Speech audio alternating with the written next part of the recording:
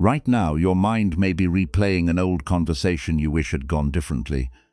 Or perhaps it is meticulously cataloguing all the things you failed to finish today. Maybe you are lying here, your body heavy and tired, yet your thoughts remain wide awake, pacing back and forth like a sentry that refuses to stand down. You feel this persistent, aching pressure to hold yourself together, as if the moment you relax, some vital part of your life might simply unravel. It is a lonely, exhausting way to carry yourself through the day, and now that the world has finally gone quiet, that exhaustion is finding you. You are in a safe place. There is no performance required of you here. You do not need to be the person who has all the answers, and you certainly do not need to be the one who carries the weight of the future for everyone else. If it feels right, let your body settle deeper into the warmth of your blankets. Feel the texture of the pillow beneath your head, supporting the weight of your thoughts so your neck does not have to. Let the dim, silver light of the moon outside filter through the curtains, casting soft shadows that move with the slow rhythm of the night. There is nowhere else you need to be. You are not late for your rest, and you are not behind on your life. You are simply here. Maybe you can hear the faint, distant sounds of the night, the quiet settling of the house, the rhythm of the wind, the steady, reliable beating of your own heart. Each breath is an invitation to let go of just a little bit more of the armor you have been wearing. You do not have to solve your whole life tonight. You do not have to fix your past or perfectly map your future before you are allowed to drift into sleep. Maybe you have felt this too, the nagging, deep-seated feeling that if you stop worrying, you will be caught unprepared. You feel that your constant overthinking is the only thing standing between you and a personal catastrophe, so you hold on to it like a lifeline, never realizing that the lifeline itself is heavy enough to pull you under. But tonight we will sit with a different truth. You are not broken. What you are feeling is not failure. It is simply the result of a heart that has been trying to protect itself in the only way it knows how. You are safe enough to soften. You can allow your jaw to unclench, your shoulders to drop away from your ears, and your hands to rest open and unburdened. There is nothing you need to anticipate. There is nothing you need to defend. The very thing you are fighting may be the doorway to peace. We often think that we must maintain a state of constant mental vigilance to keep ourselves safe from life's sudden changes. We walk through the seasons of our lives like a creature trapped in a skin that has become too tight, terrified that if we shed it, we will be left exposed, vulnerable, and empty. But tonight, we will learn that the friction you feel, that tightness, that sense of being trapped, is not a sign that you are failing. It is the sign that you are growing. The mind does not become peaceful because you finally force it to be silent. It becomes peaceful when you stop treating your fear as an accurate map of reality. This is the paradox that we will explore together. The relief you are searching for is not found by holding on to your old identity. With more effort, it is found by realizing that you have been trying to stay small and contained, when the life underneath you has already outgrown the shape you were trying to preserve. Perhaps tonight, nothing needs to be finished. Perhaps tonight, it is enough to finally stop running from your own evolution. Right now, you are safe enough to let go. You have done enough for today. You have carried enough for today. And whatever is waiting for you in the morning will be met by a version of you that has finally allowed itself to be restored, nourished, and steady. As we sit together in this quiet, I want you to know that you are not being judged for the thoughts that wander through your mind. You are not being graded on how well you can let go. Even noticing that your mind is searching for a way to stay fixed or solid is a form of success. Even realizing that you are holding your breath is a victory. We are going to walk through a story, and in that story, we will find a mirror for the things you have been feeling.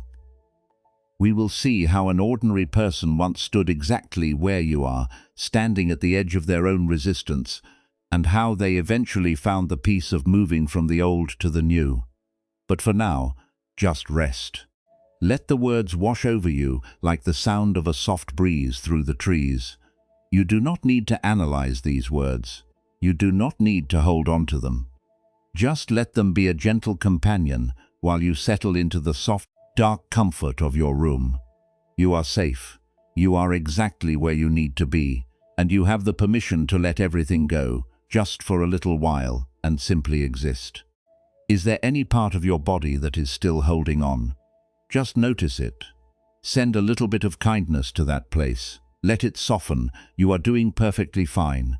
You are already exactly who you are meant to be. And the peace you are looking for, the peace that feels so far away, is actually closer than your next breath. It is waiting for you, right beneath the noise, right beneath the constant scanning, right beneath the fear of losing who you were. You have been trying to protect yourself by staying the same, but the life inside you is asking for room to breathe. That tightness you feel in your chest, that sense of being stifled or stuck, it is not an indicator that you have done something wrong. It is the pressure of a new season pressing against an old shell, and you don't need to force that shell to break. You don't need to rip it off. You only need to relax enough to let the friction of life do its work and trust that there is something vibrant and new waiting to be released. As you lie here, your body heavy and sinking into the mattress, I want you to feel the space around you. The room is quiet. The demands of the day have completely faded into the distance. The emails, the texts, the expectations of others, the imaginary finish lines, they are all outside this room, and the door is closed. You are entirely safe to just be the breathing body on this bed. In a moment, this story will begin to reveal itself. We will follow a master carver who spent his whole life trying to hold on to his creations, only to find that the shavings on the floor told a more honest story than the masks he wore. But until then, just rest. Feel the weight of your own existence, supported by the earth, held by the night, and allowed to be exactly as you are. You do not need to be a finished product. You do not need to be a fixed statue. You are a process.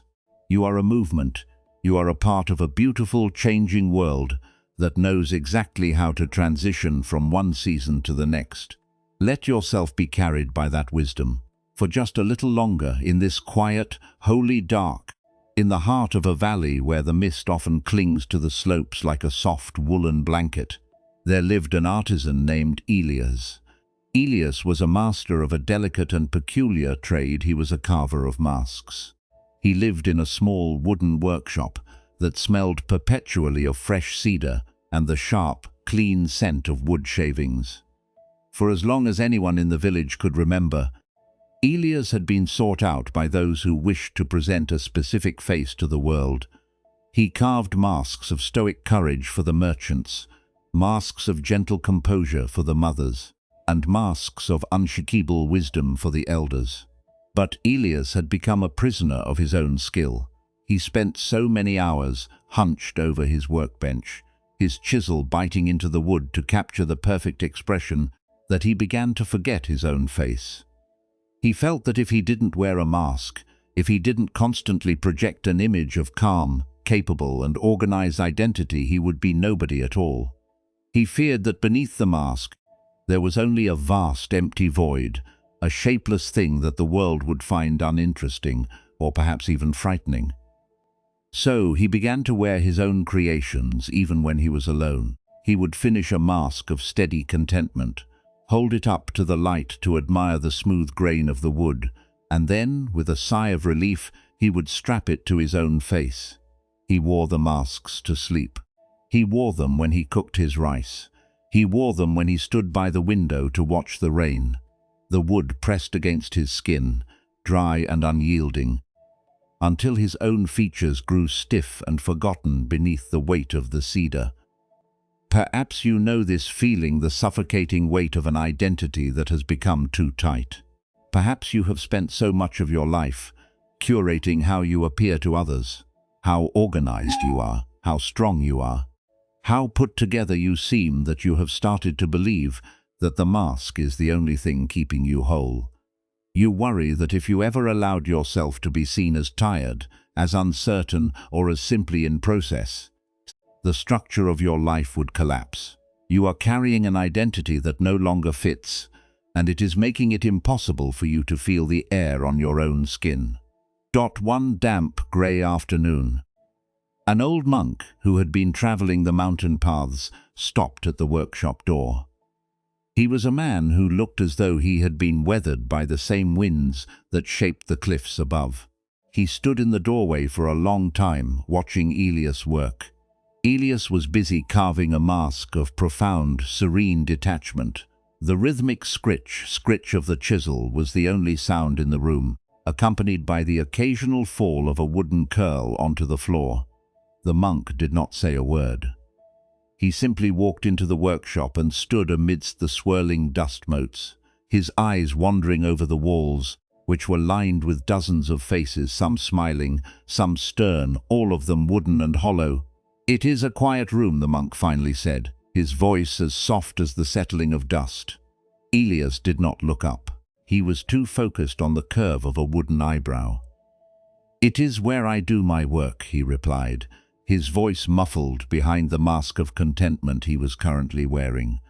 The monk walked over to the corner of the room, where a great pile of discarded wood shavings lay in a mound. He reached down and ran his fingers through the brittle, curly ribbons of cedar. "You make beautiful things, Elias," the monk said, his fingers sifting through the pile. "But tell me, where is the wood that was discarded to make this?" He pointed to the mask in Elias' hands. Elias paused. He set his chisel down. "That is just waste," he said, his voice hollow behind the wood. "It is the part of the wood that didn't fit the shape. It had to be cut away so the face could emerge. It is nothing. It belongs on the floor." The monk turned and looked at Elias. He looked at the way the mask sat upon the artisan's face, immobile and strange. "If you cut away everything that did not fit the shape," the monk asked, "did you keep the wood, or did you keep the shape?" Elias felt a strange, cold shiver run down his spine, even beneath the warmth of the mask. "I kept the shape," he said, confused. "That is the purpose of carving." "And if the shape no longer fits the face beneath it?" the monk asked, stepping closer. "What happens when the cedar grows, but the mask refuses to change?" The monk didn't wait for an answer. He reached out and gently laid his hand on the mask. Elias was wearing the one of serene detachment. The touch was light, but to Elias, it felt like a command. The monk looked into the carved eye slits of the mask, and Elias felt as though the monk were looking directly into his own forgotten eyes. "The shavings on the floor," the monk said quietly, "are not waste. They are the record of the change. They are the proof that you were once something else and that you allowed yourself to be reshaped. If you hold on to the mask as if it were your only skin, you are not a carver. You are a collector of dead things." Elias felt a sudden, intense pressure in his chest. He realized that the mask he was wearing felt like it was pressing into his very bones. He had been trying to stay fixed in a state of serene detachment, but inside he was actually anxious, lonely, and deeply tired of the performance. The mask was not protecting him, it was stifling him. The monk walked over to the door, leaving Elias alone in the center of his workshop. He stopped at the threshold and looked back. "The face you keep hidden is the only one that can feel the sun," he said, and then he was gone, his footsteps vanishing into the soft, rhythmic patter of the rain. Elias stood in the silence. He looked at the pile of shavings on the floor. For the first time, he didn't see waste. He saw the history of his own movement. He saw the discarded edges of who he had been. And he realized that every time he had carved away a piece of himself, he had been trying to stop his own growth. He had been trying to become a solid, finished object in a world that was meant to be fluid. His hands were trembling. He reached up, his fingers brushing the rough, cold cedar of the mask. He felt the strap at the back of his neck tight and worn. He hesitated, he was terrified. If he took it off, who would he be? He had no name for his own face anymore. He was afraid that he would be nothing, an empty space, a void of silence. But the fear of the mask had finally become greater than the fear of the void. He unhooked the strap. With a slow, careful movement, he pulled the mask away from his skin. The air that hit his face was cool, damp, and shocking. It felt like the first breath he had ever taken. He reached up and touched his own cheek. It felt soft, warm, and real. It felt like cedar that was still growing, still living, still capable of changing. He didn't suddenly know who he was. He didn't have a new identity to replace the old one. He just stood there, in the quiet workshop, feeling the air move across his skin, feeling the weight of the day lift from his shoulders. He was not a carver of masks anymore. He was just a person, standing in the rain, learning how to be soft again. You see, dear friend, as you lie here, resting in the safety of your own bed, maybe you can feel the tightness of your own mask. You might recognize the way you have been holding your posture, your thoughts, and your expectations, trying to keep them solid and unchanging so that the world will recognize you. You have been afraid of the shavings, the parts of yourself that have changed, the parts that have fallen away, the parts that didn't fit the image you were projecting. But those shavings are not your failure. They are your life. They are the proof that you are growing, that you are moving, and that you are not a statue. You do not need to be a fixed object.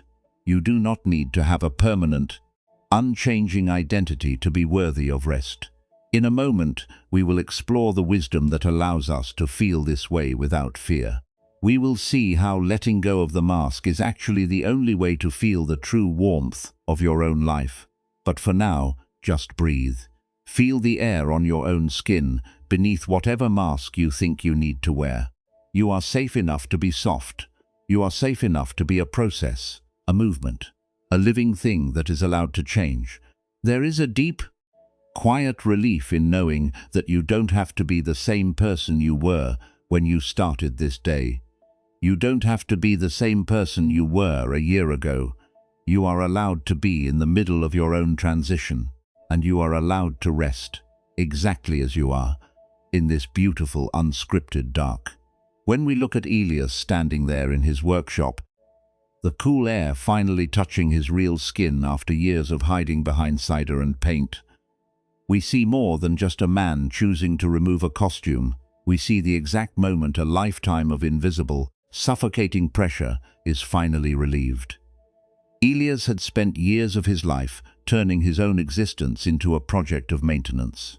He had treated his identity like a fragile work of art that had to be polished, protected, and displayed at all costs, never realizing that by trying to keep his image fixed and perfect, he was only ensuring that he would never feel the true, raw, and vibrant reality of his own life.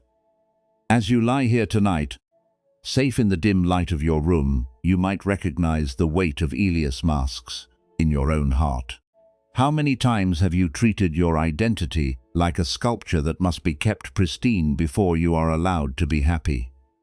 We all carry our own versions of these wooden faces. We carry the mask of the one who must always be strong. We carry the mask of the one who must never make a mistake. We carry the mask of the one who must keep everything perfectly balanced, even when we are crumbling inside. We believe that if we just project the right image, if we just show the world the face they expect to see, we will be safe from judgment, safe from failure, and safe from the terrifying emptiness of being truly, honestly seen. But Buddhist wisdom gently reminds us to look at what that constant masking is actually doing to our spirits. The Buddha spoke of a profound truth about human suffering. He taught that in life there is the first arrow, and then there is the second arrow. The first arrow is the natural pain of being human. It is the simple, undeniable fact that we change, that we grow, and that we outgrow the versions of ourselves that we once relied upon. For Elias, the first arrow was simply the passage of time, the way the wood of his life grew and shifted, making the old masks feel tighter and more restrictive. That is just life. It is not a failure, it is the natural consequence of being a living, evolving soul. The first arrow might be the discomfort of outgrowing a role you played for years.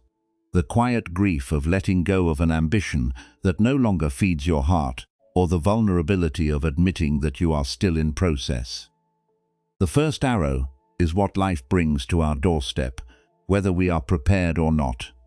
But the suffering, the heavy, paralyzing anxiety that kept Elias locked in his workshop, the same anxiety that keeps you awake at night, pacing the corridors of your own mind, that is the second arrow. The second arrow is what the mind adds to the first.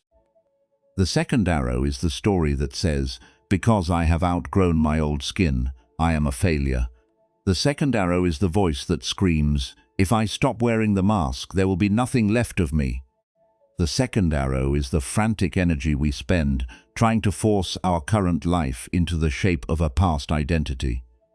Elias shot a second arrow into his own heart by demanding that he remain a static, finished thing, when the very nature of his existence was to be a carver, someone who creates, shifts and moves. He added the burden of the mask to the already challenging task of simply being alive. When Buddhist teachings speak of attachment, they are not just talking about holding on to material things. In the landscape of your emotions, attachment is that tight, anxious feeling in your chest that says, "I must be this version of myself forever, or I will lose my sense of safety." It is the rigidity that refuses to let life unfold because we are terrified of the void. We become so attached to the shape of our identity that we would rather suffer inside a mask than risk the vulnerability of being a shapeless, breathing, honest human being. And when we hear the word craving, we might think of wanting objects, but in this context, craving is the desperate, frantic desire for a permanent, unchanging self. It is the mind's obsession with keeping the past alive, an obsession so strong that it completely blinds us to the beauty and grace of who we are becoming. We crave the certainty of being known so intensely that we make ourselves sick with the effort of maintaining a performance that is no longer true to our hearts. But this story is not telling us to stop wanting to be understood. It is not asking us to become careless or to abandon the parts of our lives that have been meaningful. It is not saying that your desire to be strong or competent or valued is wrong. It is showing us something quieter. It is showing us how to stop adding a second wound to the first. When the monk asked Elias if he had kept the wood or the shape, he was teaching him about mindfulness. In our modern lives, we hear that word often, but its true meaning is sometimes lost. Mindfulness is simply the ability to see a mask, like the mask of the one who must be perfect, without being blinded by it. Mindfulness is realizing that just because your mind hands you an urgent, suffocating story about who you are supposed to be, you do not have to believe it, and you certainly do not have to wear it. You can become the quiet space of awareness. Awareness is the vast, open presence that can notice your discomfort without becoming your discomfort. It is the part of you that can watch the frantic, buzzing energy of your anxious mind and say, "I see you trying to protect me by keeping me fixed in this old role, but I do not have to live inside this mask tonight." Think of how much energy it takes to maintain an identity that has become too small for you. It requires constant monitoring, constant justification, and constant vigilance against the truth of your own growth. It demands that you stay in the workshop of your own mind, chiseling away at your own soul, while the world itself sits waiting for your authentic presence. No wonder you are so tired, dear friend. Fighting your own evolution by trying to freeze yourself in time is the most exhausting work in the world. But what happens when you introduce the wisdom of impermanence into that exhaustion? Impermanence is the gentle, radical reminder that nothing is meant to be permanent. You are not a statue, you are not a cedar carving. You are a river, you are a movement, you are a process of becoming. Because you are constantly changing, you have the capacity to handle whatever life brings. even the parts that feel frighteningly new. You do not need to be the same person today that you were yesterday to be safe. You only need to be the person who is capable of taking one honest breath at a time. Letting go, then, is not an act of surrender to chaos. It does not mean you are losing yourself. Letting go means releasing the effort of trying to be a finished thing. It means opening the tight wooden grip you have on your past roles. It means trusting that there is something underneath the mask, a soft, warm, living reality that is perfectly capable of surviving the air of the present moment. When you learn to let go of the need to be a fixed version of yourself, you make room for compassion. And compassion is not pity. Compassion is the profound, quiet strength to meet your own human evolution without turning it into self-criticism. It is the ability to look at the parts of yourself that feel unformed, unfinished, or in between, and offer them the same gentle, unhurried presence that the monk offered Elias. You are allowed to be in the middle of your shedding. You are allowed to be vulnerable. You are allowed to not know exactly who you are becoming yet. Right now, as you lie here, your breathing slow and the room quiet around you, can you feel the difference between the tight, dry wood of the mask and the feeling of your own skin? The mask feels hard. It lives in the jaw, in the raised shoulders, in the way you hold your breath to keep the image stable. It is always looking for a reflection, always wondering if it is enough. But your own skin feels soft and grounded. It trusts the air. It knows that life is wide enough to hold you, and it does not need to project a permanent image to know it is worthy of existence. You do not need to force yourself to understand all of this at once. You do not need to suddenly become a master of your own evolution tonight. Even the desire to let go perfectly, or to choose freedom with absolute certainty, is just another mask you are trying to strap on. You can lay that down too. Nothing is required of you right now. The night does not ask you to prove your identity. And the dark room does not care if you have finished carving your character, or if you are still just shavings on the floor. The night only offers you a place to rest. When we begin to see our need for a fixed identity, not as a badge of honor, but simply as a habit of the mind, a way of trying to feel secure in an insecure world, the heavy burden of being someone begins to evaporate. You realize that the void you feared was not an empty nothingness, but a spacious, welcoming presence. And when you stop fearing the void, you find the freedom to finally be real. Your path is your path. It cannot be predicted by your own terrified need for labels, and it cannot be protected by masks. To judge your season of transition against some imaginary finished life is to shoot that second arrow directly into your own spirit. Tonight we are pulling that arrow out. We are gently laying it on the ground. As your body softens into the mattress, as the air moves gently in and out of your lungs, give yourself permission to exist outside of the need to be defined. Just for tonight, there is no identity to maintain and no image to protect. There is only the inhale and the exhale. There is only the soft, cooling presence of the night. In a moment, this teaching will become even more personal.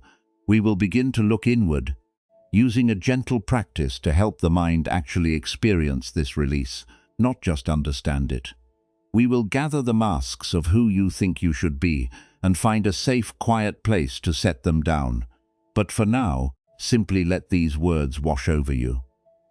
Allow yourself to be held by the stillness, knowing that you are exactly where you are meant to be, and that you are already equipped with everything you need to navigate your own shedding. You are doing perfectly fine. You are already exactly who you are meant to be, even if that self is still changing, still growing, and still learning how to feel the air on its own face. And as we continue, you will find that it becomes easier and easier to leave the mask behind and rest in the warmth of the present moment. If it feels right, let us take a moment to bring this quiet understanding down from the busy, exhausted mind and into the heavy, resting body. You have been carrying the weight of that tight, cedar mask for so long. and your body has been keeping the score of that constant, anxious need to stay fixed and unchanging. You do not need to force anything to change right now. We are simply going to offer your body the same gentle, unhurried presence that the monk offered the artisan. Begin by just noticing the space you are in. Feel the soft weight of the blanket covering you, holding you gently against the mattress. Feel the texture of the pillow beneath your head, supporting the weight of your thoughts so that your neck does not have to. There is nowhere else you need to be in this exact moment. You are not late for sleep. You are not behind on your evolution. You are simply here. If it feels comfortable for you, take a slow, quiet breath in through your nose. Do not force the breath to be perfectly deep or unnaturally long. Just notice the cool air entering, filling the space in your chest. And as you let it out, feel your shoulders sink just a fraction of an inch deeper into the bed. Let us do that again, without any expectation. A soft, welcoming breath in and a slow, gentle sigh out. Notice the muscles around your eyes. These are the muscles that squint into the future, always searching for how you should appear, always scanning for whether you are enough. If you can, invite those tiny muscles to soften. Let the skin of your forehead become smooth. Let your eyes rest deeply in their sockets, knowing there is nothing they need to project tonight. The world does not need you to be a finished statue, it only needs you to be alive. Now, bring your awareness down to your jaw. Have you been clenching it? Have you been biting down on the pressure of your own need to be perfect? You do not need to hold your identity together with the tension in your jaw. Let your teeth part slightly. Let your tongue rest softly. Feel the relief of allowing your face to simply exist, unguarded and open to the quiet night. As your breath continues its own natural, effortless rhythm, perhaps you can begin to notice the feeling of that heavy mask. You might feel it as a tightness in your chest, or a nervous flutter in your stomach, or a general buzzing energy in your limbs. It is that familiar, heavy pattern of the mind, the pattern that whispers, "I must be this version of myself forever, or I will lose my sense of safety." When you notice this feeling, do not push it away. Do not judge yourself for feeling it. Remember, Buddhist wisdom teaches us that suffering grows when we add resistance to our pain. If we fight the urge to be fixed, we only build a stronger cage for our own growth. Instead, see if you can just name the pattern. You might gently say to yourself, inside your own mind, "Ah, there is the mask maker. There is the feeling of needing to stay the same to stay safe." Just naming it gives you space. It reminds you that this feeling is not who you are. It is simply a visitor that has stopped by, carrying a heavy piece of carved cedar. You do not have to invite the visitor to move in, and you do not have to slam the door in its face. You can simply nod to it and let it stand there, watching as it slowly realizes you are no longer going to follow it into the workshop. Now, in the quiet theater of your mind, I invite you to leave the workshop of your anxieties. Step away from the piles of wood and the sharp biting chisels. Imagine that you are walking out into that soft, warm grove where the rain has just ended. The air here is so fresh, smelling of wet earth and pine. The moonlight filters down in pale silver ribbons, illuminating the path just enough for you to see your way. You are entirely safe here. The demands of your reputation cannot reach you in this deep, quiet place. Imagine walking up to that sturdy ancient cedar tree. Feel the cool, grounded presence of the forest standing around you. You are holding your heavy mask, the one that represents who you think you must be, who you are terrified of losing, and who you are exhausted by maintaining. Take one specific identity that has been troubling you recently, perhaps the pressure to be successful, the pressure to be the strong one, or simply the heavy ache of feeling like you are stagnating. Hold that identity gently in your mind. Do not try to solve it, just look at it. Now imagine taking all the frantic, rushing energy of that identity, all the loud, crashing noise of trying to force yourself to be a static object, and distill it down. Watch it shrink and soften until it becomes nothing more than a small, light object. Perhaps it is a smooth river stone or a single dry cedar shaving from the floor. Hold it in your open palm. Feel its weight. You have been clutching this mask, this identity, as if your life depended on the grip itself. But look at your hand. It is tired. It is aching. Imagine standing in the warm, quiet clearing. You don't feel any pressure to be carved into a shape. You don't feel any need to be recognized. And for the first time, you realize you don't have to carry the mask to prove that you are real. Gently, slowly, open your fingers. Let the mask, the stone, the shaving slip from your palm. Watch it fall to the soft, damp earth. You are no longer holding it. You are no longer responsible for carrying the shape in your hand while the life beneath it is still growing. Listen to the silence that follows. There is a vast, beautiful space where the mask used to be. In that space, there is no need for wood or carving tools. There is only the cool night air, the smell of the damp earth, and the deep, abiding peace of the forest floor. If another worry rises up, if the mind tries to tell you that you must hurry back to the workbench, simply notice it, distill it down, let it gather, let it be seen, and then let it go. Watch the image of the mask maker dissolve entirely, replaced by the feeling of your own shoulders finally dropping, finally letting go. The fear of being empty is being washed away by the simple, steady act of breathing. You are not a mask that needs to be held. You are a living, breathing person, and you were built for this space. If your mind wanders away from the clearing, that is perfectly fine. The mind is designed to wander. There is no need to be harsh with yourself. Even noticing that your mind has wandered is a beautiful moment of awareness. When you realize you have returned to the chisels and the wood, just gently, softly, take your own hand and walk yourself back to the cedar tree, back to the open palm, back to the trust. There is no need to force this practice. There is no need to achieve perfect stillness tonight. You do not have to magically heal all your resistance in one evening. The healing we are doing here is much quieter, much slower. We are simply practicing the act of releasing the grip. Feel your body again, resting in your bed. Feel the rise and fall of your chest. With every exhale, imagine that you are releasing just a tiny fraction of your need to be a finished thing. You are handing the shape over to the night. The night is vast enough to hold it for you. You might place a hand over your own heart, if that feels comforting, just to feel the steady, reliable rhythm of your own life. Your heart is not worried about its image. It is beating at its own perfect pace, asking nothing of you, demanding no flawless performance, requiring no masks. It is simply keeping you alive, moment by moment, in a state of unconditional support. Let the image of the forest clearing gently fade, knowing that you can return to it whenever you are ready. It is always there, waiting inside you, a place of quiet refuge when the world becomes too loud. For now, simply rest in the feeling of being supported. Your bed is holding you. The earth is holding the foundation of your home. You are anchored. You are safe. The terrible urgency to be a fixed statue has lifted, leaving behind a soft, spacious quiet.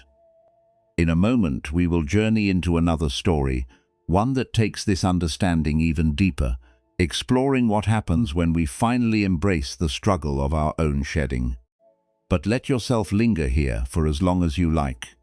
Breathe, soften. You are not failing. You are simply learning how to feel the air on your own face again.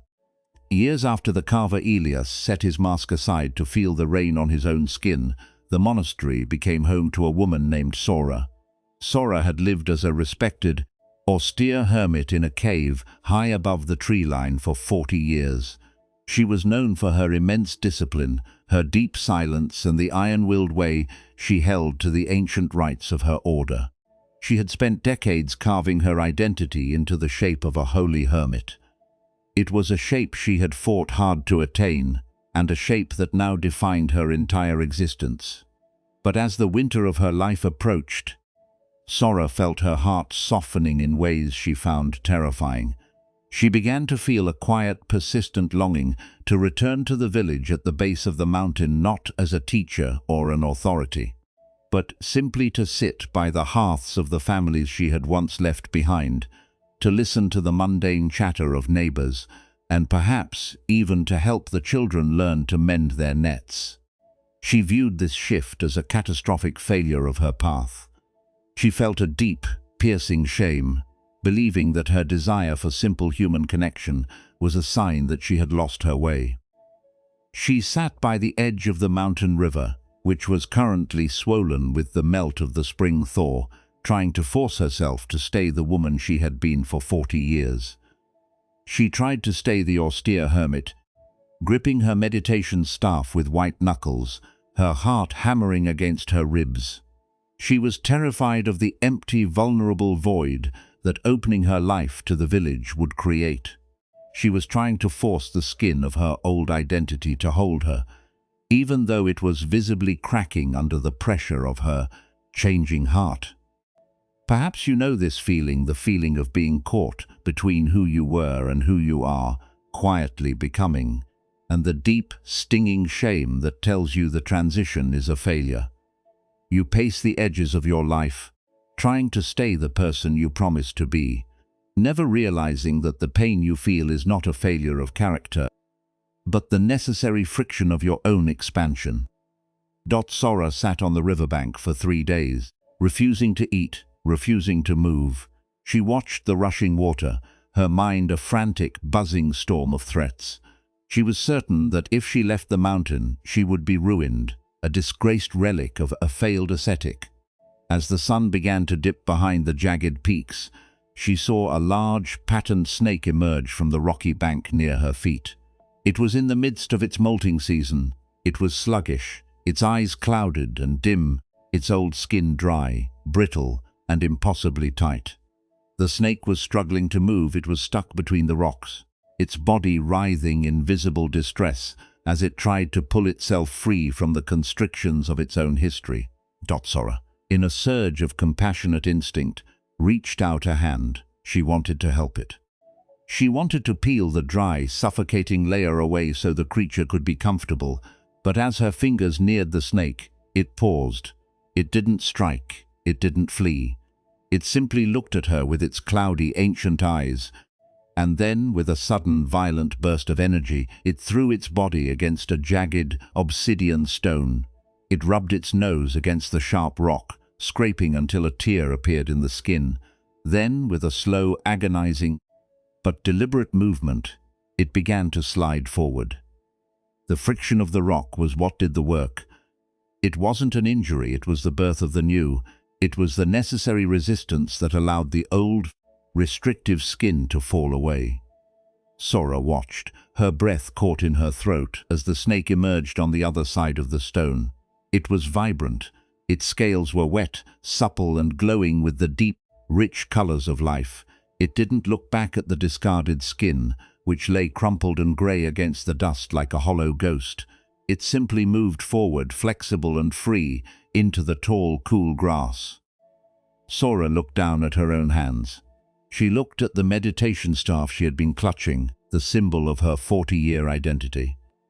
She realized, with a sudden sharp ache of recognition, that she had been viewing her desire for connection as a tear in her spiritual fabric, when it was actually the movement of her own growth. The shame she felt was just the dry, dead skin of a version of herself that was no longer alive. She didn't need to become a perfect villager. She didn't need to magically vanish the 40 years of solitude. But she did need to stop rubbing against the stones of her own life with the intention of staying the same. She needed to use the friction to move forward. She didn't drop the staff immediately. That was too big a change, but she did lay it down on the riverbank. She didn't walk into the village and start teaching, but she did turn her back to the cave. She stopped scanning her past for proof of her holiness. She chose, just for this moment, to look at the river. She looked at the way the light shifted on the water, the way the current swirled around the smooth stones, and the way the reeds swayed in the cooling air. She did not ask if she was failing as a hermit. She did not ask if she was doing a good job as a human.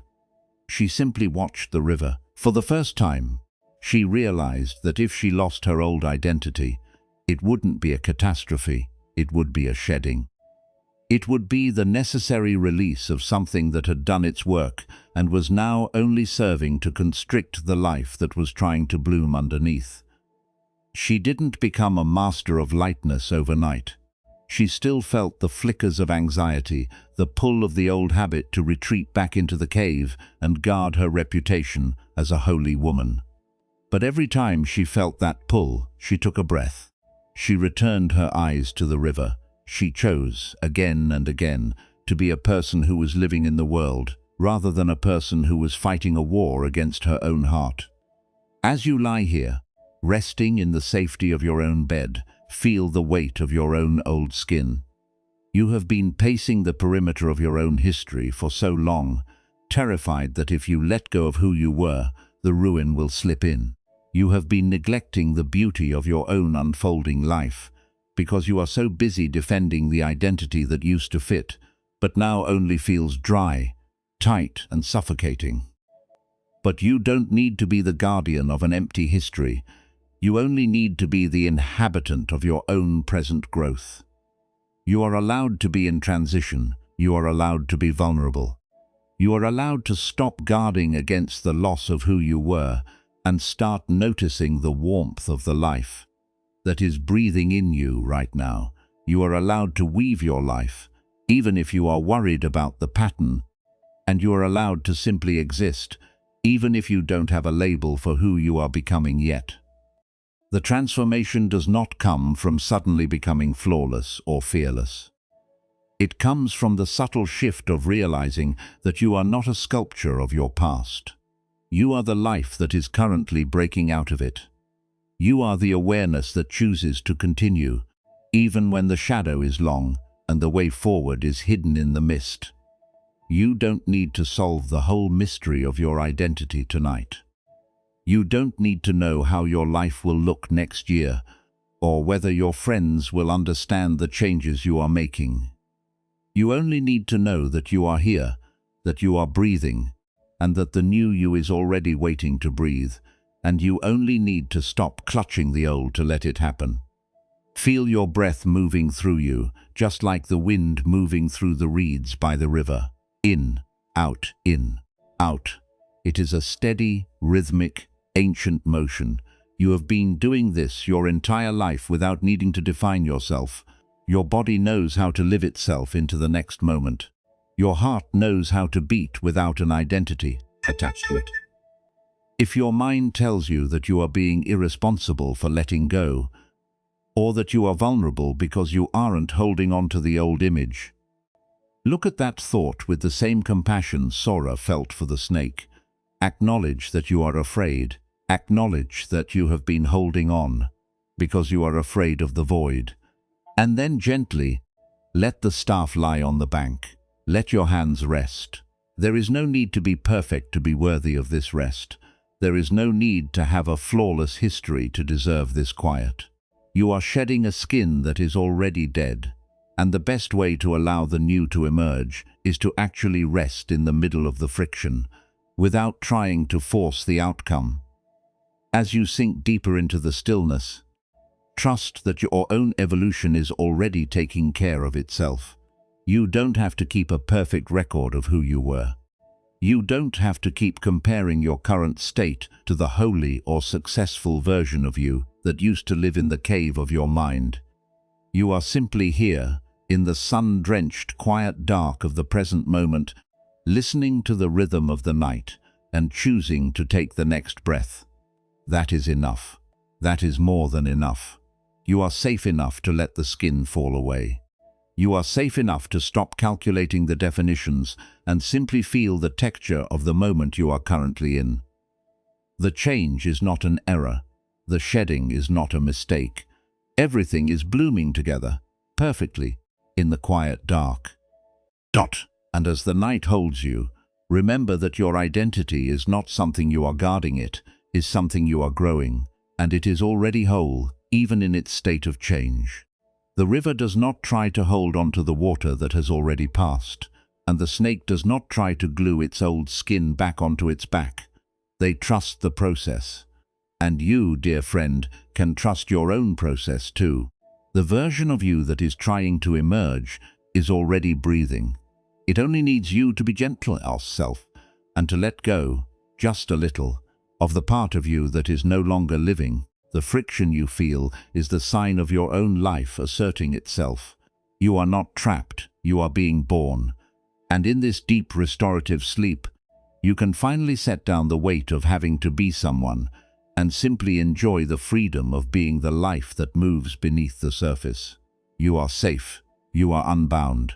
And tomorrow, when you wake, you will be exactly as you are meant to be, fresh, new, and ready to meet the light. When Sora finally laid her meditation staff on the riverbank and turned her gaze away from the cave, she did not instantly possess a guarantee that her life would be easy or that the village would welcome her with open arms. She did not suddenly possess a map for the years she had left. All she did was stop adding the weight of her own judgment to the natural process of her life. She stopped treating her own unfolding heart as an enemy to be defeated. As you lie here, your body sinking deeper into the soft support of your bed, consider how much of your own exhaustion comes not from the natural transitions of your life, but from the resistance to them. Why do we hold on to the old skin so tightly? Why do we insist on clinging to who we were, even when the version of ourselves has become dry, brittle, and small, even when it is causing us actual pain to keep it? In the quiet of this room, with the night air gently rising and falling in your chest, we can look at the mind with profound compassion. The mind does not create this frantic resistance because it wants to harm you. It does it because it is terrified of the void. From a very young age, we are taught that being someone fixed, someone defined, someone predictable is the same thing as being safe. We are handed a rigid map for how our identity should look, how we should act, and who we should be in the eyes of others. And when life, in its wild and unpredictable wisdom, nudges us toward a new season, or when we naturally outgrow a role that no longer fits, the mind begins to panic. It believes that if it just resists the change enough, if it just forces itself back into the old familiar shape, it can somehow protect itself from the scary, empty space of becoming. Think about how many nights you have laid awake just like this, treating your fear of change as if it were a protective wall. We replay the past, analyzing why we aren't the person we used to be, or why we aren't further along than we are. We try to fix the self through shame, believing that if we judge our growth harshly enough, we can shame ourselves into becoming the person we think we should be. We believe that if we just monitor our performance, if we just polish the mask of our identity, we will finally be allowed to rest. But this need to remain fixed is an illusion. It is the hermit pacing the riverbank, terrified of a new season that has no interest in destroying her, while her own spirit withers from neglect. When we feel that we are vulnerable, we often try to fix ourselves through self-judgment. Have you noticed this heavy pattern? We look at the milestones we expected to reach, or the versions of ourselves we thought we would be by now, and we turn that observation into a weapon against our own hearts. We tell ourselves that we are failing because we are changing.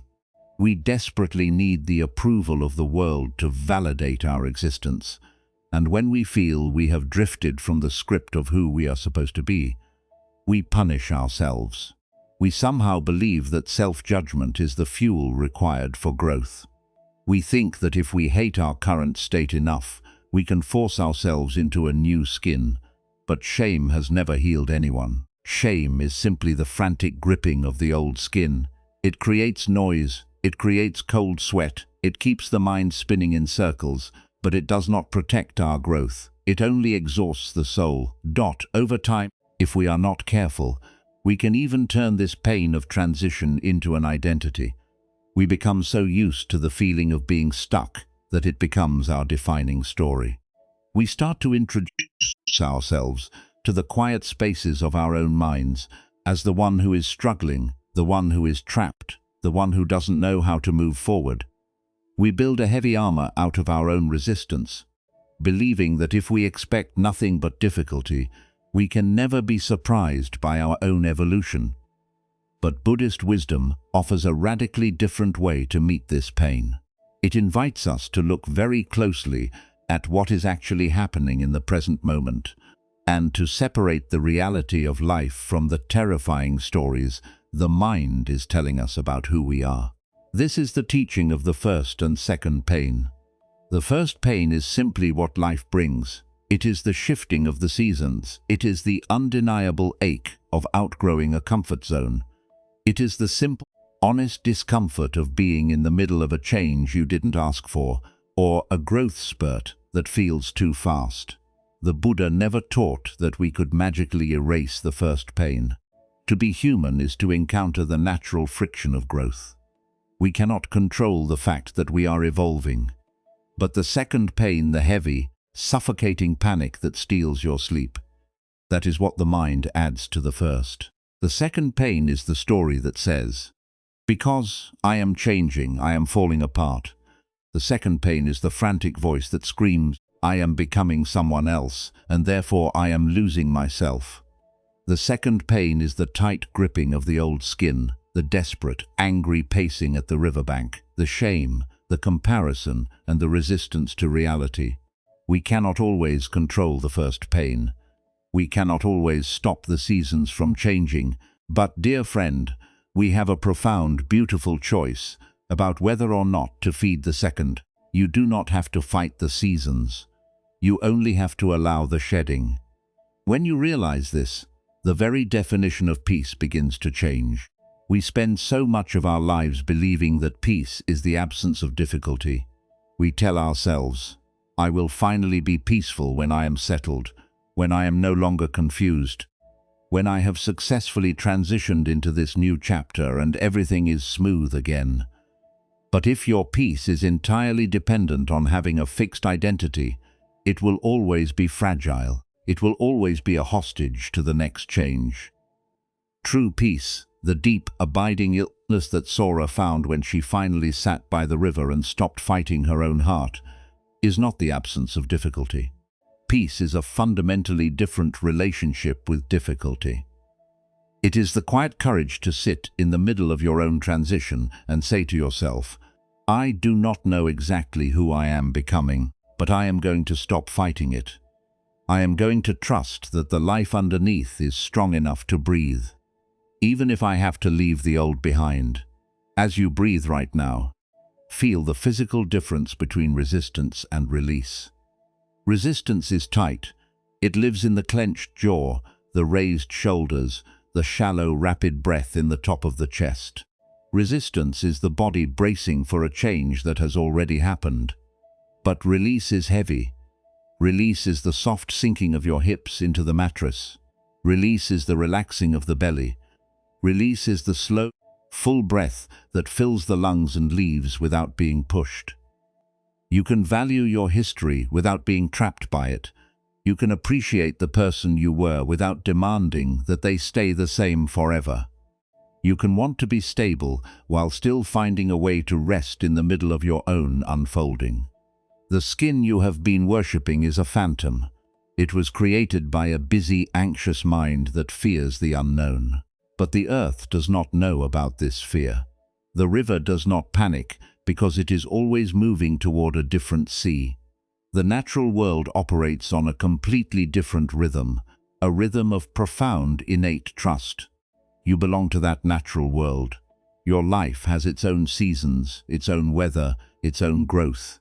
When you stop treating every anxious thought as a command, you create a space inside yourself. In that space, you realize that not every feeling of confusion requires an immediate solution. Sometimes, the mind just produces fear the way the river produces foam when it hits the rocks. You do not have to grab a net and try to wrestle the foam off the surface. You can just lie on the bank, breathe, and watch the water continue its journey.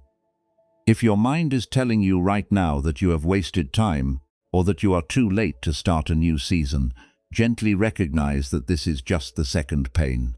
It is just a story. It is the echo of a society that demands you remain a static statue, bouncing around inside your tired head. You do not need to argue with the story. You do not need to aggressively fight the thought. Just whisper to it, "I see you, but I do not have to follow you into the cave tonight." What if you stop trying to fix your identity tonight? What if you decided that, just for these few hours, the project of becoming is on hold? You are not a problem to be solved. You are not a broken machine requiring maintenance. You are a living, breathing being, watching the river of your own life flow toward the sea. In a moment, we will explore how to carry this gentle awareness out of the quiet night and into the bright, noisy reality of your everyday life.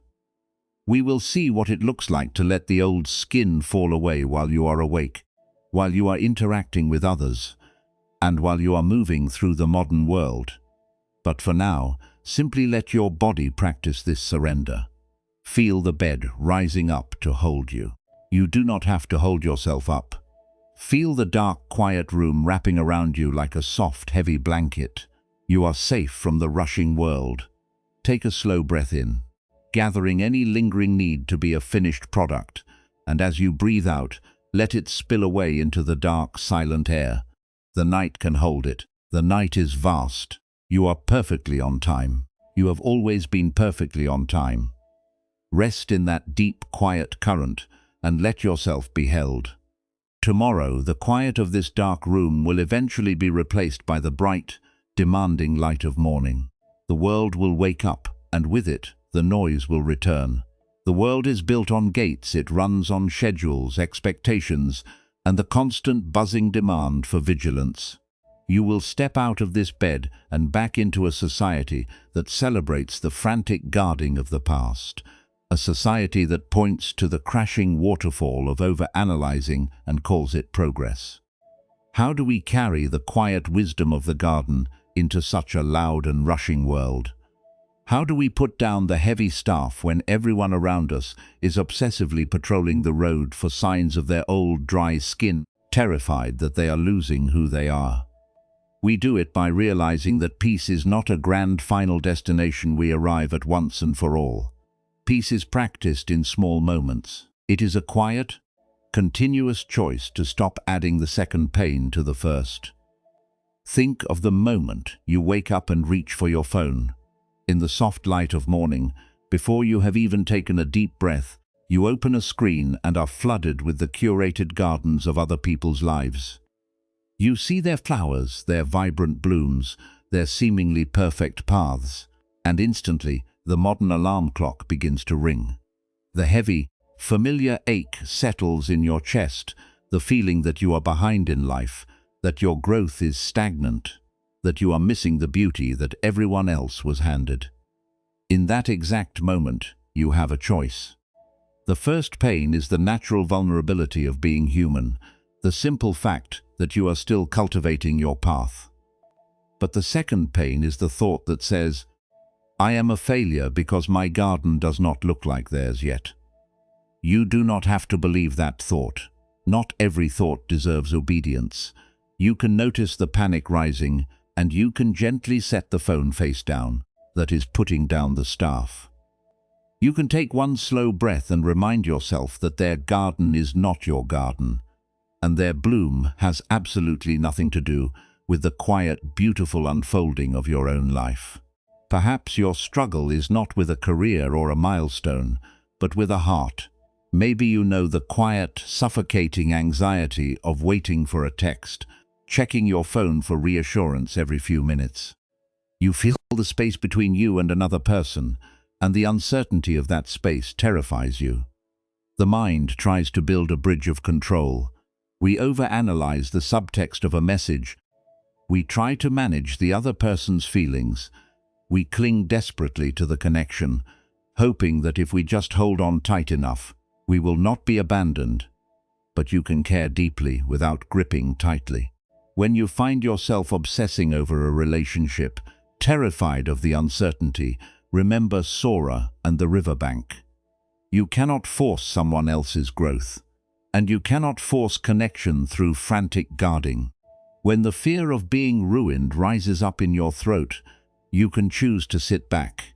You can leave the staff leaning against the wall. Let the other person have their own weather. Let the relationship breathe. True connection does not require you to aggressively patrol the perimeter of every interaction. It is found when both people trust the garden enough to just exist side by side. And what about the days when you are carrying a heavy sadness, yet you feel you must hide it? So many of us know the exhaustion of pretending to be okay, of smiling while feeling incredibly heavy inside. We walk through the grocery store, the office, the family gathering, wearing a mask of perfect composure, terrified that if anyone saw our uncertainty, they would judge us. We are so afraid of looking like we are lost that we spend all our energy defending an illusion. The next time someone asks how you are, or demands something of your time when your cup is entirely empty, remember that a breath before answering is a form of wisdom. You do not have to rush to fix their discomfort. You do not have to instantly produce a happy response to prove you are functioning well. You can take a breath. You can allow there to be a pause. You can be honest about your fatigue, or you can simply protect your energy with a gentle, unhurried boundary. You are allowed to be a person who is still figuring things out. You are allowed to be in the middle of your own shedding, even if the new skin hasn't fully hardened yet. There will also be days when you look at your life and feel a crushing wave of guilt simply because you are tired. We have been conditioned to believe that rest is a reward we must achieve. We think we must empty our to-do lists, solve all our problems, and secure our entire future before we are allowed to sit on the couch and do nothing. When we do try to rest, the mind punishes us with visions of all the things we should be guarding. Wanting rest, but feeling guilty for resting, is one of the heaviest burdens of the modern heart. But listen closely to this truth. You can rest without earning it. The ancient forest does not earn the right to stand still. The deep oak tree does not earn the right to grow slowly in the shade. Rest is not a prize for the hyperproductive. It is a fundamental requirement for a living, breathing soul. When the guilt of resting creeps into your mind, recognize it as just another phantom. It is just the dry, dead skin trying to convince you that you are still trapped in the old way of being. Tell the guilt, I hear you, but I am setting the staff down today. Allow your body to be heavy. Allow your afternoon to be unproductive. Your worth is not determined by how much you produce, but by your capacity to simply be present. And then there are the nights, perhaps very much like tonight, when the lights go out and the mind immediately begins replaying a mistake. You stare at the ceiling, and your brain plays a film of a choice you wish you could undo, or a path you fear you should have taken but didn't. The mind drags the past into the present and beats you with it, trying to fix the self through shame. When this happens, remind yourself that not every feeling is a command. Just because your body feels a sudden flush of shame or a spike of anxiety does not mean there is an actual emergency happening in your bedroom. It is just an old echo. It is the sound of the wind rattling a gate that was never actually locked. You do not have to obey the anxiety. You do not have to get out of bed and mentally pace the perimeter of a life that is already safe. You can simply notice the feeling, like a drop of water gathering on a reed. Watch the memory swell. Do not push it away, and do not judge yourself for remembering it. Just watch it, and then let it fall. Plink, let it drop into the soil and nourish the roots of your next season. Applying this ancient wisdom to your modern life does not mean your life will suddenly become perfect. The shadows will still lengthen. There will still be moments of profound uncertainty. There will be days when you forget everything we have talked about tonight. Days when you pick up the old staff and pace the riverbank until your feet bleed. And when that happens, the most important practice of all is forgiveness. Buddhist wisdom teaches us that waking up is not something we do once, it is something we do 1,000 times a day.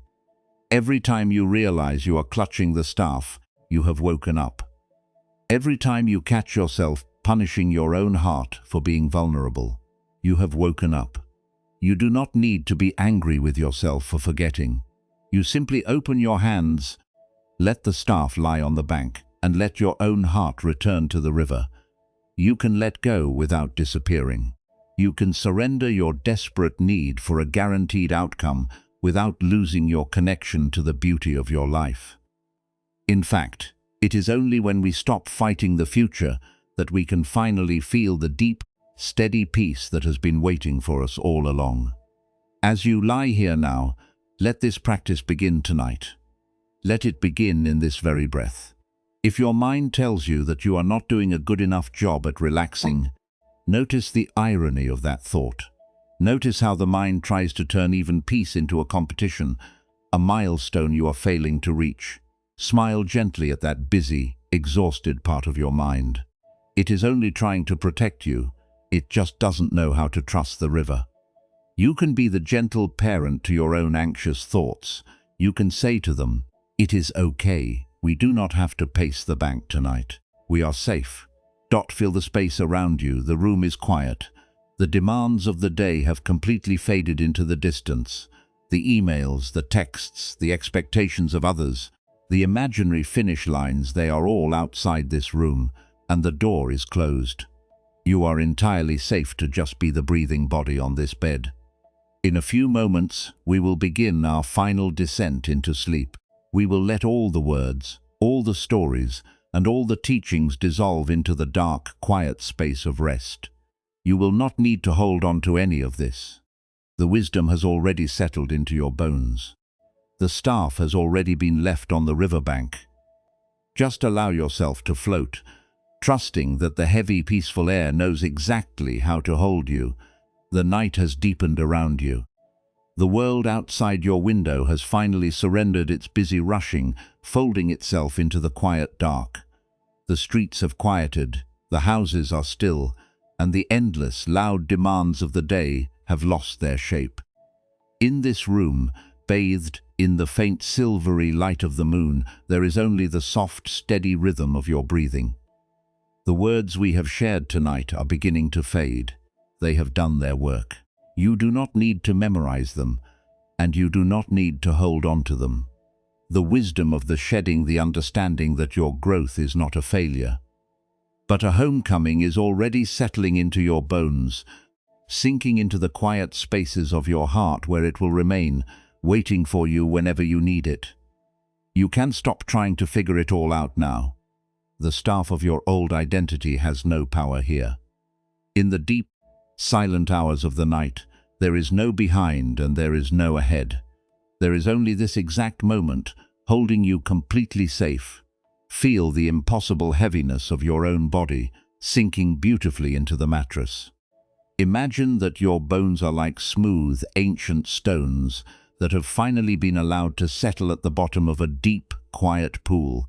They are not fighting the current. They are not trying to float. They are simply resting on the soft, sandy bottom, cradled by the earth. Let that heavy, comfortable sensation begin in your feet. Notice how they simply fall away, the tension draining out of them, leaving them completely relaxed. Feel that heavy warmth moving slowly up through your legs, releasing the knees, softening the thighs, allowing your hips to sink entirely into the support beneath you. You are anchored. You are grounded. You do not have to hold yourself up anymore.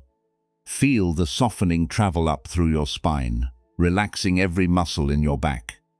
The armor you wore today is falling away, piece by piece, unneeded in the safety of this dark room. Let your shoulders drop away from your ears. They have been carrying the imaginary weight of your old skin for so long, but tonight you have set that staff down on the riverbank. It is far away from you now. Feel your arms become heavy, your hands resting open, the fingers curling naturally, grasping nothing. Let your jaw part just a fraction. Let your tongue soften. Let the tiny muscles around your eyes smooth out. releasing the need to project an image, releasing the need to perform, releasing the need to stay fixed in a shape that no longer fits. Your body knows exactly how to rest when the mind stops forcing it to maintain an identity. Breathe in the cool night air. Let it fill you with a spacious, gentle quiet. And as you breathe out, imagine that you are that small wooden boat gliding effortlessly on the deep, dark water. The frantic pacing on the riverbank is over. The heavy staff of who you should be has been left behind. The oars are resting inside the boat. There is only the sound of the water moving slowly, eternally, carrying you with perfect grace. Imagine looking up from the boat into the vast open night sky. The shadows have completely cleared. Above you is a canopy of 10,000 stars, brilliant and still, reflecting their silver light on the surface of the river. The stars do not rush. The moon does not hurry its path across the dark canvas of the sky. They simply exist beautifully and perfectly, exactly where they are meant to be. And so are you. You are a part of this vast, unhurried nature. Your life is not a mistake. Your shedding is not a failure. You have always been unfolding exactly as you were meant to, learning the lessons that your unique soul needed to learn, walking the path that was carved specifically for your feet. If a stray thought wanders into your mind, a lingering worry, a quiet fear, a ghost of the hermit trying to remind you of who you should be, do not fight it. Do not let it startle you. Just look at it with the gentle, loving eyes of the river. Watch that thought distill into a single drop of water. Watch it gather on the soft green moss in the moonlight. Watch it swell, and let it fall. Plink. Watch it land in the smooth granite bowl. Watch it wash over the edge and join the river, disappearing into the current, carried away without you having to do a single thing. Listen to the silence that follows the drop. That silence is your true home. You have been carving masks for so long, dear friend. You have been searching for a place where you could finally feel safe, a place where the ticking clock of your own expectations would stop, a place where you could finally rest. But that place was never a destination in the future. It was never a milestone you had to cross. It was never a final identity you had to achieve. It was right here. It was always right here, waiting for you beneath the layers. You are already home. You do not need to earn this sleep. You do not need to prove your worth to the night. The dark room embraces you unconditionally, exactly as you are, with all your beautiful vulnerabilities, all your unfinished chapters, all your quiet questions. Let the breath breathe itself. Inhale the peace of the deep river. Exhale the need to be a fixed thing. Inhale the quiet of the night. Exhale the illusion of needing to be the same person you were yesterday. You are perfectly safe. You are perfectly whole. You are perfectly on time. Drift now. Drift on the gentle current of your own breathing. Let the water carry you away from the waking world, away from the thinking mind, down into the soft velvet darkness of deep restorative sleep. The river knows the way. The deep water has caught the hull. You are being held by something so much vaster than your identity. There is nothing left to do. There is nowhere left to be. There is only the beautiful, quiet surrender to the night. Let go. Let go entirely. And as you drift into the quiet, starlit dark, ask yourself one final, gentle thing. What if the life you were trying so hard to carve has been waiting, all along, for you to simply breathe in it?